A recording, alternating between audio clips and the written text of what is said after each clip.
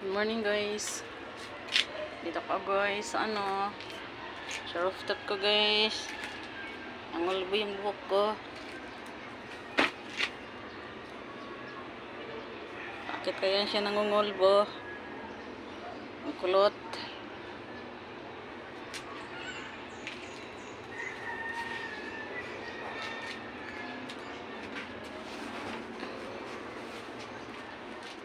Ako nagmuni-muni guys, taas.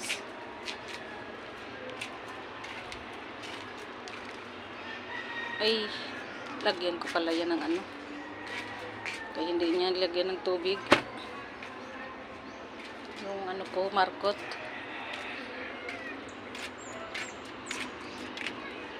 Hindi niya pinaliguan ng tubig. Dapat may dito.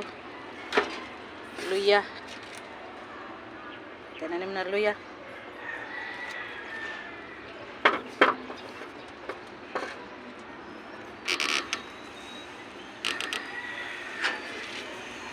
Kaya ito pinaliguan. Dapat yan. Yan, basahin yan. Basahin. Yan, basahin dapat yan siya paliguan. Kasi para magkaugat yan siya. Na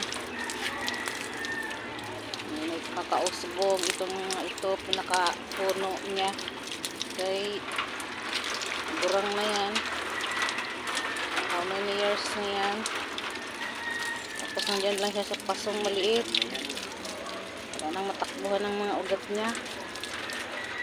Hindi mo binasa itong manarkot ko. Wala, basa eh. Ay, basa. Ano ba yan? Baliktad lang mo siya. Tuyo. Ha? Ganyan din, oh. Ganyan dapat, oh. Ang anuhin talaga siya.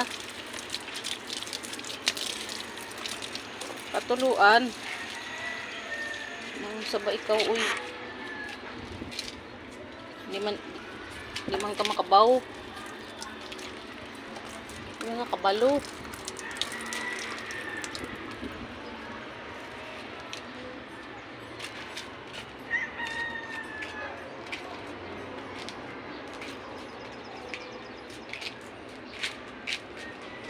Tingnan mo yung tingnan mo yung halaman mo. Ayun na, oh. Wala na. Imbis na, imbis na na yan siya, nag-usbong na, pinaghiwalay mo yan. Yan na tuloy, wala na. Mas maganda nga yan pagkaluan na.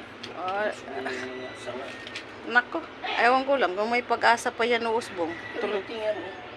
Kung tuloy-tuloy yan. Kung hanggang dyan lang. Wala na. Dapat kasi, hindi mo pinaghiwalayan siya. Isa-isa lang yun.